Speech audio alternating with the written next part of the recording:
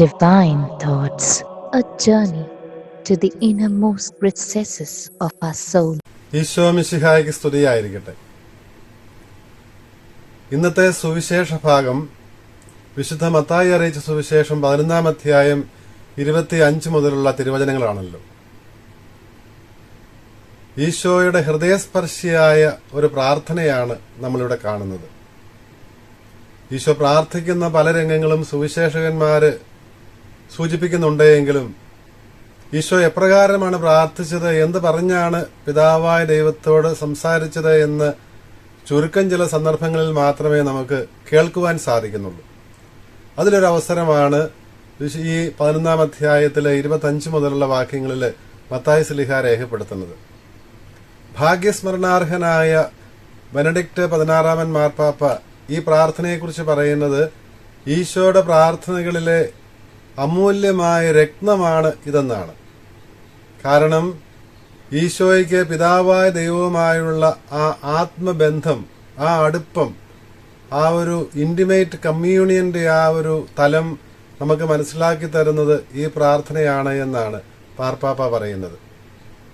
ഈശോ ഈ പ്രാർത്ഥനയിൽ പിതാവിനെ അഭിസംബോധന ചെയ്യുന്നത് തന്നെ എന്റെ പിതാവേ എന്ന് പറഞ്ഞുകൊണ്ടാണ്. സ്വർഗത്തിന്റെയും ഭൂമിയുടെയും സ്രഷ്ടാവായ എന്റെ പിതാവേ, ആ എന്റെ പിതാവേ എന്നുള്ള ആബ്ബ എന്നുള്ള ആ അഭിസംബോധനയിൽ തന്നെ ദൈവത്തോടുള്ള, പിതാവിനോടുള്ള ഈശോയുടെ വ്യക്തിബന്ധത്തിന്റെ ആഴം നമുക്ക് ഊഹിക്കാൻ സാധിക്കും. സാധാരണ യഹൂദ കുടുംബങ്ങളില് കുഞ്ഞുങ്ങള് അപ്പന്മാരെ, പിതാക്കന്മാരെ അഭിസംബോധന ചെയ്തിരുന്നത് ആബ്ബ എന്ന് പറഞ്ഞായിരുന്നു. ആ പ്രയോഗം തന്നെയാണ് പിതാവായ ദൈവവുമായുള്ള ഈശോയുടെ ബന്ധത്തെ സൂചിപ്പിക്കുവാനായിട്ട് ഈശോ ഉപയോഗിക്കുന്നത്.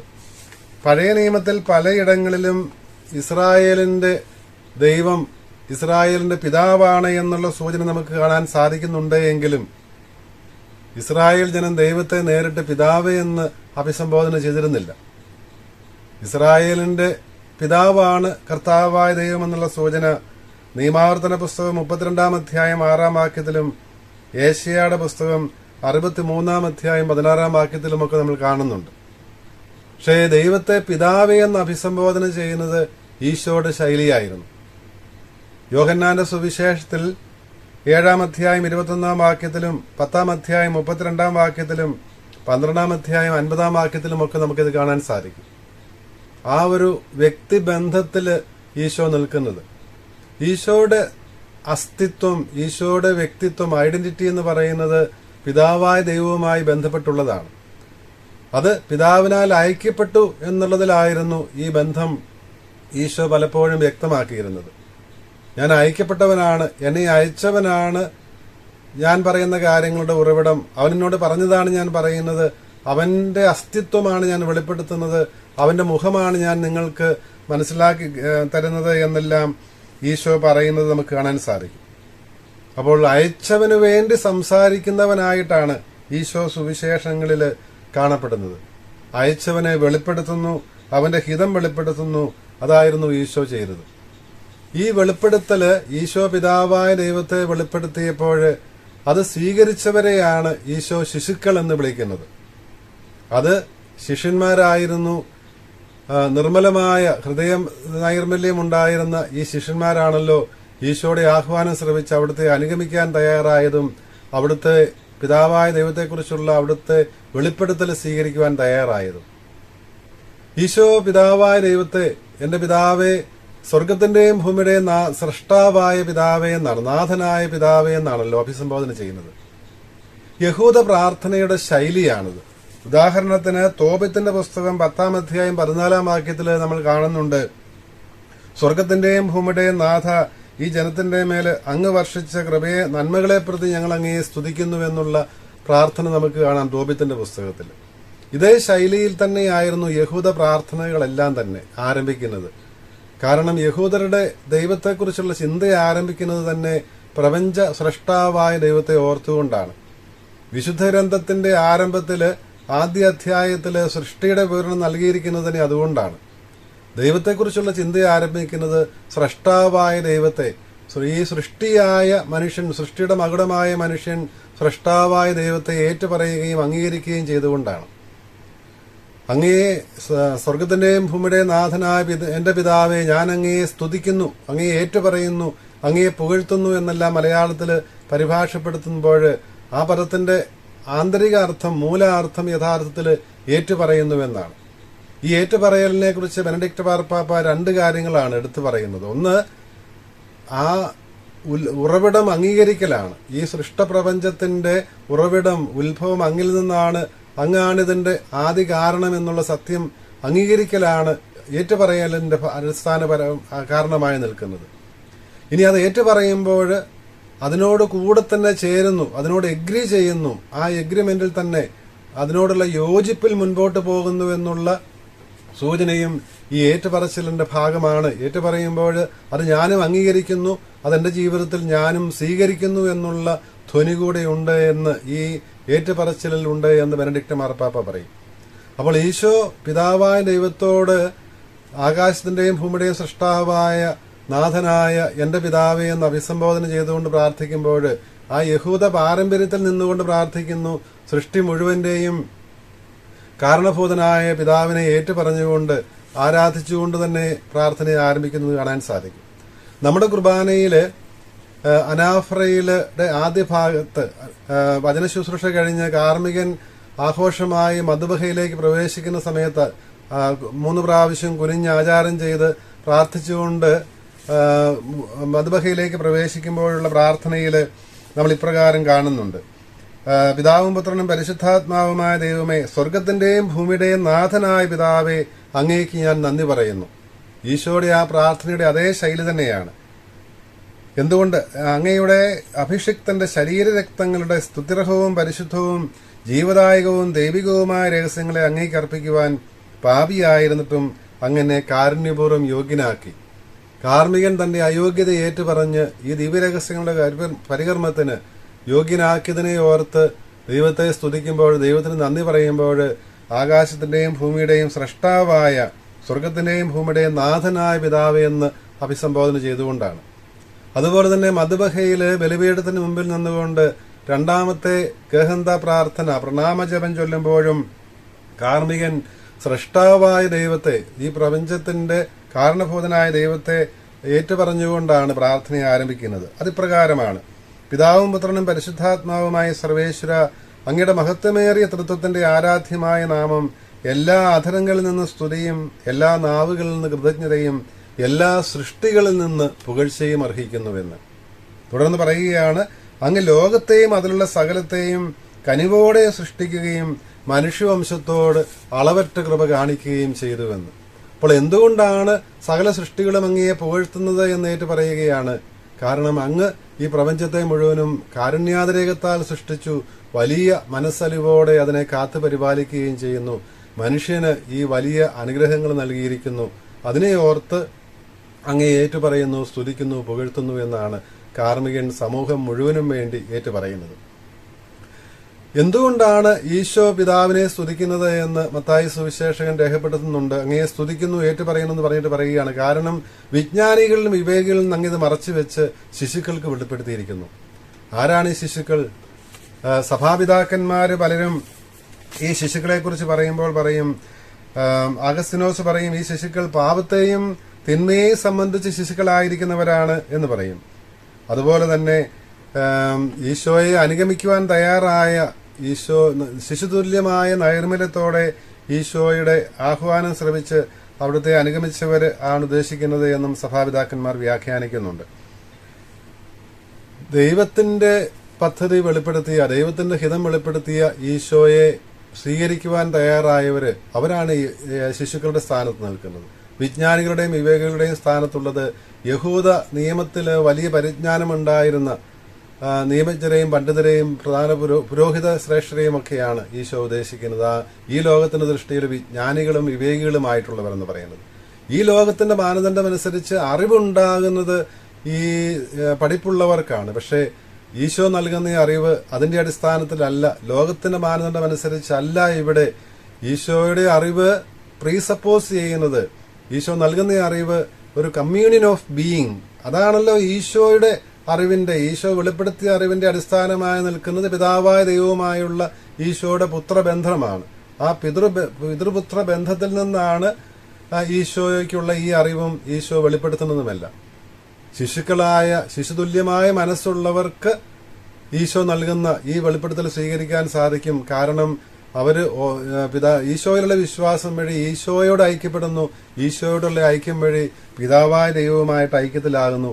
അതുതന്നെയാണ് പുത്രബന്ധം. ദൈവമക്കളായി തീരുന്നു ഈശോയിൽ വിശ്വസിക്കുന്നവർ.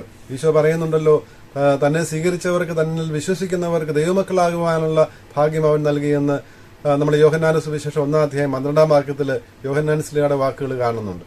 അപ്പോൾ ഈ ദൈവമക്കളുടെ ആ ഭാഗ്യമാണ് ശിശുതുല്യരായ ശിഷ്യന്മാർക്ക് ലഭിച്ചത്. ഈശോ ഇത് പറയുമ്പോൾ ശിശുവായി ജനിച്ച ഈശോയാണിത് പറയുന്നത്. ദരിദ്രനായി ജനിച്ച് അവിടുന്നാണ് ദാരിദ്ര്യത്തെക്കുറിച്ച് പറയുന്നത്. കുരിശിൽ മരിച്ച് അവിടുന്നാണ് തന്റെ കുരിശെടുത്തുകൊണ്ട് അവിടുത്തെ അനുഗമിക്കുവാനായി നമ്മോട് ആവശ്യപ്പെടുന്നതുമെല്ലാം. അപ്പോൾ ഈശോയുടെ ഈ ജീവിത മാതൃകയിൽ നിന്ന് തന്നെയാണ് അവിടുത്തെ പ്രബോധനം വരുന്നത് എന്ന് നമുക്ക് കാണുവാൻ സാധിക്കും. അപ്പോൾ ഈ ഭാഗ്യം ലഭിച്ചവരാണ് നമ്മൾ. ഈശോയുടെ വെളിപ്പെടുത്തലിന്റെ ആ നിധി സ്വീകരിക്കുന്നതിന് ഭാഗ്യം ലഭിച്ചവരാണ് നമ്മൾ. നമുക്ക് ആവശ്യമായിരിക്കുന്നത് ശിശുതുല്യമായ നിഷ്കളങ്കതയാണ്.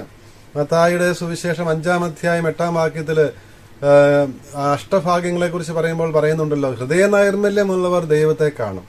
അപ്പോൾ ഈശോയിൽ പിതാവായ ദൈവത്തെ കാണുവാനുള്ള മാർഗം ഈ ഹൃദയ നൈർമല്യമാണ്, ശിശുതുല്യമായ മനസ്സാണ്. അങ്ങനെയുള്ള ആ മനസ്സോടെ ഈശോയെ സ്വീകരിച്ചവരായിരുന്നു ശിഷ്യന്മാർ. അവരെ ഓർത്താണ് പിതാവായ ദൈവത്തെ ഈശോ സ്തുതിക്കുന്നത്.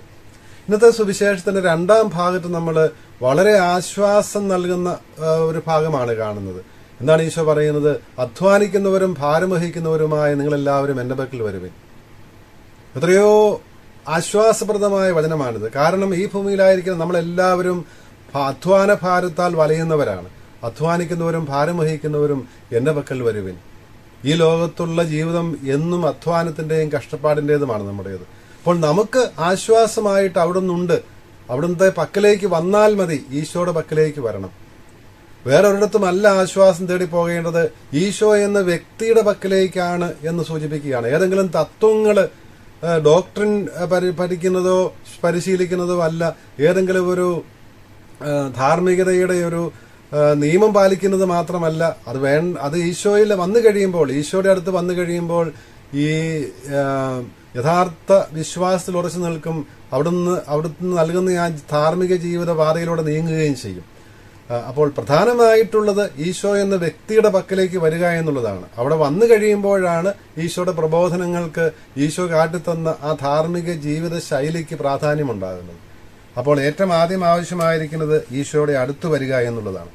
2-ാമത്തെ കാര്യം പറയുന്നത്, നിങ്ങൾ എന്റെ അടുത്ത് വരുവിൻ, ഞാൻ നിങ്ങളെ ആശ്വസിപ്പിക്കാം. അപ്പോൾ എന്താണ് പിന്നെ ചെയ്യേണ്ടത്? ഈ ആശ്വാസം ലഭിക്കുന്നത് ഈശോ നൽകുന്ന ഈശോയുടെ നുകം വഹിക്കുന്നതിലൂടെയാണ്. നുകം എന്നുള്ളത്, ആ യോക്ക് എന്താണ് സൂചിപ്പിക്കുന്നത്? ഉടമ്പടിയുടെ പശ്ചാത്തലത്തിൽ മനുഷ്യനെ ദൈവവുമായി ബന്ധിപ്പിക്കുന്ന ആ ഒരു കണ്ണിയാണ് യഥാർത്ഥത്തില് നുകം എന്നതുകൊണ്ട് വിസ്തൃതത്തിൽ ഉദ്ദേശിക്കുന്നത്. അത് പഴയ നിയമത്തിലാണെങ്കിൽ ഉടമ്പടിയുടെ വ്യവസ്ഥകളായി നിന്നിരുന്ന 10 കൽപ്പനകളായിരുന്നു. ഈ കൽപ്പനകളെ വ്യാഖ്യാനിച്ച് 630-ലേറെ നിയമങ്ങളാക്കി ഇസ്രായേൽ ജനത്തിന്റെ മേലെ യഹൂദ നേതൃത്വം അടിച്ചേൽപ്പിച്ചിരുന്നു. ഇത് ഈ നിയമത്താൽ വലഞ്ഞിരുന്നവരെന്നുള്ള ധ്വനിയും അവിടെയുണ്ട്. ഭാരം വഹിക്കുന്നവരെ നിങ്ങൾ എന്റെ പക്കൽ വരുവിൻ, എന്റെ നുകം ലഘുവാണ്, എന്റെ ചുമട് മൃദുവാണെന്ന് പറയുമ്പോൾ ഈശോ ഉദ്ദേശിക്കുന്നത്. അതുകൊണ്ടാണല്ലോ ഈശോ ആ 10 കൽപ്പനകളെയും 2ആയിട്ട് ചുരുക്കി. ആ 2 കൽപ്പനകളെയും, ദൈവസ്നേഹം പരസ്നേഹം എന്നുള്ള ആ 2 കൽപ്പനകളെയും ഒരൊറ്റ പ്രമാണത്തില്, സ്നേഹത്തിന്റെ പ്രമാണത്തിൽ ഒരുക്കി. ഞാൻ നിങ്ങളെ സ്നേഹിച്ചതുപോലെ നിങ്ങളും പരസ്പരം സ്നേഹിക്കുന്നുള്ള ആ പ്രമാണത്തില്. അപ്പോൾ ആ നിയമത്തിന്റെ നുകത്തെ അവിടുന്ന് ലഘൂകരിച്ചത് എപ്രകാരമാണ്, മൃദുവാക്കിയത് എപ്രകാരമാണ് എന്ന് നമുക്ക് ഇവിടെ കാണാൻ സാധിക്കും. അതുകൊണ്ടാണ് ഈശോ പറയുന്നത്, എന്റെ നുകം വഹിക്കണം. അപ്പോൾ ഈശോയുടെ പക്കൽ വരണം ഒന്നാമത്. 2ാമത് അവിടുത്തെ നുകം വഹിക്കണം. അവിടുത്തെ നുകം എന്ന് പറയുന്നത് സ്നേഹത്തിന്റെ പ്രമാണമാണ്. നുകം സ്നേഹത്തെ സൂചിപ്പിക്കുന്നുവെങ്കിൽ അവിടുത്തെ നുകം സ്നേഹത്തിന്റെ പ്രമാണമാണ്. അത് മാധുര്യമുള്ളതാണ്, മൃദുവാണ്, ലഘുവാണ്. 3ാമതൊരു കാര്യം കൂടി അവിടുന്ന് പറയുന്നുണ്ട്, എന്നിൽ നിന്ന് പഠിക്കുവിൻ. ഈശോയുടെ ജീവിത മാതൃകയാണ് ഈശോയെ അനുഗമിക്കുന്നവരുടെ അനുകരിക്കേണ്ടതായിട്ട് അവിടുത്തെ അനുഗമിക്കുന്നവർ അനുകരിക്കേണ്ട മാതൃക ഈശോയുടെ ജീവിതം തന്നെയാണ്. അവിടുന്ന് പറഞ്ഞ കാര്യങ്ങളെല്ലാം ജീവിതത്തിൽ പ്രാവർത്തികമാക്കിയതിന് ശേഷം മാത്രമാണ് ഇത് പറഞ്ഞിരിക്കുന്നത് എന്ന് നമുക്കറിയാം. അവിടുന്ന് ശിശുവായ അവിടുന്നാണ്, ദരിദ്രനായി ജനിച്ച് അവിടുന്നാണ് ശിശുതുല്യരാകുവാൻ നമ്മോട് ആവശ്യപ്പെടുന്നത്. നമ്മെ രക്ഷിക്കുവാൻ വേണ്ടി അനുസരണം, അത് കുരിശുമരണത്തോളം അനുസരണം ഏറ്റുവാങ്ങിയവൻ. ഫിലിപ്പിയർക്കുള്ള ലേഖനത്തിൽ പൗലോസ്ലീഹ 2-ാം അധ്യായം 8-ാം വാക്യത്തിൽ പറയുന്നത് പോലെ, അപ്പോൾ മനുഷ്യവർഗം മുഴുവന്റെയും പാപം സ്വന്തം ചുമലിൽ വഹിച്ചുകൊണ്ടാണ് അവിടുന്ന് പറയുന്നത് മറ്റുള്ളവരുടെ പാപങ്ങൾക്ക് പരിഹാരം അനുഷ്ഠിക്കുവാൻ വേണ്ടി ജീവിക്കുവാനായിട്ട് നമ്മോട് ആവശ്യപ്പെടുന്നത്. അപ്പോൾ ഈശോയുടെ ഈ പ്രാർത്ഥന, പിതാവായ ദൈവവുമായുള്ള ഈ ബന്ധത്തെക്കുറിച്ചുള്ള ഈ വെളിപ്പെടുത്തൽ യഥാർത്ഥത്തിൽ അവിടുത്തെ മാതൃക അനുകരിക്കുവാനുള്ള ആഹ്വാനമാണ് നൽകുന്നത്. അതുകൊണ്ടാണ് വിശുദ്ധ ആഗസ്തീനോസ് നമ്മോട് പറയുന്നത്, നാം ദൈവമക്കളായി തീരുവാൻ ആഗ്രഹിക്കുന്നിടത്തോളം നമ്മൾ സ്വയം താഴ്ത്തേണ്ടതുണ്ട്, എളിമപ്പെടുത്തേണ്ടതുണ്ട്. എത്രമാത്രം നമ്മൾ എളിമപ്പെടുന്നുവോ അത്രമാത്രം നമ്മൾ ഉയർത്തപ്പെടും. കുരിശുമരണത്തോളം താഴ്ത്തിയ മനുഷ്യനായി അവതരിച്ച അത് കെനോസിസ് ആയിരുന്നു, ശൂന്യവൽക്കരണമായിരുന്നു. അതിൻ്റെയും ഏറ്റവും ആഴത്തിലുള്ള ശൂന്യവൽക്കരണമായിരുന്നല്ലോ കുരിശിലെ സമർപ്പണം. അപ്പോൾ കുരിശുമരണത്തോളം സ്വയം താഴ്ത്തി അവിടുത്തെ പിതാവായ ദൈവം ഉയർത്തി. അപ്പോൾ എത്രമാത്രം നമ്മുടെ ഭവനം, കെട്ടിടം ഉയർത്തുവാൻ ആഗ്രഹിക്കുന്നുവോ അത്രയും ആഴമുള്ള അടിസ്ഥാനമിടണമെന്ന് സഭാപിതാവായ ആഗസ്തീനോസ് പറയും. ഒപ്പം അലക്സാൻഡ്രിയയിലെ സിറിൽ പിതാവ് പറയും, നിയമത്തെ വഹിച്ച് ക്ലേശിച്ചിരുന്ന യഹൂദരോടാണ് ഈശോ പറയുന്നത്, ഈ ബന്ധനത്തിൽ നിന്ന് ഞാൻ നിങ്ങളെ സ്വതന്ത്രരാക്കാം. ഇവിടെ ആവശ്യമായിരിക്കുന്നത് ദീർഘക്ഷമ, പിതാവായ ദൈവത്തിന് പാപികളോടുള്ള ദീർഘക്ഷമ നമ്മൾ കണ്ടു പഠിക്കണമെന്നാണ് ഈശോ ആഗ്രഹിക്കുന്നത് എന്ന് മൊപ്സോസ്തിയായിലെ തെയ്ഡോർ പറയുന്നത് നമുക്ക് കാണാൻ സാധിക്കും. അവിടുന്ന് അനുദപിക്കുമ്പോൾ തന്നെ ക്ഷമിക്കുവാൻ തയ്യാറാകുന്ന ആ ദൈവത്തിന്റെ ദീർഘക്ഷമയോടെ പാപിയുടെ തിരിച്ചറിവ് കാത്തിരിക്കുന്ന ആ ദൈവം. അപ്പോൾ ആ ക്ഷമയാണ് നമുക്കും ഉണ്ടാകേണ്ടത്, ആ എളിമയാണ് നമുക്കും ഉണ്ടാകേണ്ടതെന്നാണ് സഭാപിതാക്കന്മാർ പറയുന്നത്. അങ്ങനെ നമ്മൾ ജീവിക്കുന്നുവെങ്കിൽ മോശയോട് ദൈവം പറഞ്ഞതുപോലെ ആദ്യ വായനയിൽ ഞാൻ നിന്റെ കൂടെ ഉണ്ടായിരിക്കും, ഞാൻ നിന്റെ കൂടെ വരും. യെരമ്യാ പ്രവാചകന്റെ അനുഭവം അതുതന്നെയായിരുന്നു. ദൈവത്തിന്റെ വചനം പ്രഘോഷിക്കുവാനായിട്ട് അയക്കപ്പെടുമ്പോൾ ആ വചനത്തിന്റെ പേരിൽ നിന്ദനവും അപമാനവും ഏൽക്കേണ്ടി വരുമ്പോഴും ഹൃദയത്തെ ദഹിപ്പിക്കുന്ന, അസ്ഥിക്കുള്ളില് അടച്ചിട്ടിരിക്കുന്ന അഗ്നി പോലെയുള്ള കർത്താവിന്റെ വചനം ഈ യെരമ്യാ പ്രവാചകൻ അനുഭവപ്പെടുന്നുണ്ട്. എന്തായിരുന്നു അത്? വീരയോദ്ധാവിനെ പോലെ കർത്താവ് എന്റെ പക്ഷത്തുണ്ട് എന്നുള്ളതായിരുന്നു. അപ്പോൾ കർത്താവ് കൂടെ ഉണ്ടാകും. അതാണല്ലോ ഞാൻ നിങ്ങൾക്ക് ആശ്വാസം നൽകാമെന്ന് പറയുന്നതിന്റെ അർത്ഥവും അത് തന്നെയാണ്. പൗലോസ്ലീഹായുടെ ഇന്നത്തെ വായന, കൊരിന്തോസുകാർക്കുള്ള 2-ാം ലേഖനം 1-ാം അധ്യായത്തിലെ 3 മുതലുള്ള വാക്യങ്ങൾ വായിച്ചുകൊണ്ട് നമുക്ക് ഈ പരിചിന്തനം അവസാനിപ്പിക്കാം. പൗലോസ്ലീഹ ഇപ്രകാരം എഴുതുന്നു: നമ്മുടെ കർത്താവായ ഈശോ മിശിഹായുടെ പിതാവായ ദൈവം, കാരുണ്യത്തിന്റെ പിതാവ്, സകല സമാശ്വാസത്തിന്റെയും ദൈവമായവൻ വാഴ്ത്തപ്പെട്ടവനാകട്ടെ. പൗലോസ്ലീഹ ദൈവത്തെ, ഈശോയെ വിശേഷിപ്പിക്കുന്നതും പിതാവിനെ വിശേഷിപ്പിക്കുന്നതും സകല സമാശ്വാസത്തിന്റെയും ദൈവമായവനെന്നാണ്. കാരണം സകല ദുരിതങ്ങളിലും അവിടുന്ന് ഞങ്ങളെ ആശ്വസിപ്പിക്കുന്നു. മിശിഹായുടെ സഹനങ്ങൾ ഞങ്ങളിൽ വർദ്ധിച്ചിരിക്കുന്നത് പോലെ മിശിഹായുടെ ആശ്വാസവും ഞങ്ങളിൽ വർദ്ധിച്ചിരിക്കുന്നു എന്നാണ് സ്ലീഹ പറയുന്നത്. നമ്മെക്കുറിച്ച് കരുതലുള്ള, നമുക്ക് ആശ്വാസം നൽകുന്ന, നമ്മുടെ ക്ലേശങ്ങളിൽ നമ്മോട് സഹതപിക്കുന്ന പ്രധാന പുരോഹിതനാണ് നമുക്കുള്ളത്. സ്ലീവാക്കാലത്തിൽ നുകം ഈശോയുടെ ശ്രീവായുടെ അടയാളം തന്നെയാണ്. ശ്ലീവായെ തന്നെയാണ് ഈ നുകം സൂചിപ്പിക്കുന്നത്. എൻ്റെ കുരിശ് വഹിച്ചുകൊണ്ട് എന്നെ പിന്നാലെ വരാൻ ഈശോ ആവശ്യപ്പെടുമ്പോഴും എന്നിൽ നിന്ന് എൻ്റെ നുകം വഹിച്ചുകൊണ്ട് എന്നിൽ നിന്ന് പഠിക്കുമെന്ന് പറയുമ്പോഴുമെല്ലാം ഈശോ ഉദ്ദേശിക്കുന്നത് ഒന്നു തന്നെയാണ്. ഈശോയുടെ ലഘുവായ, മൃദുവായ, നുകമായ സ്ലീവ നമ്മുടെ ജീവിതത്തിന്റെ കേന്ദ്രമായിരിക്കട്ടെ. ഈ സ്ലീവ വഹിച്ചുകൊണ്ട് സ്ലീവായിൽ നമുക്ക് വേണ്ടി നമ്മുടെ രക്ഷ സാധിച്ച, സഹനമരണോത്ഥാനങ്ങളുടെ രക്ഷ സാധിച്ച ഈശോയിലുള്ള വിശ്വാസം നമുക്ക് ഏറ്റുപറയാം. ഈശോയിലൂടെ നമുക്ക് പിതാവായ ദൈവത്തെയും ഏറ്റുപറയുകയും സ്തുതിക്കുകയും ചെയ്യാം. ദൈവം നമ്മളെ അനുഗ്രഹിക്കട്ടെ.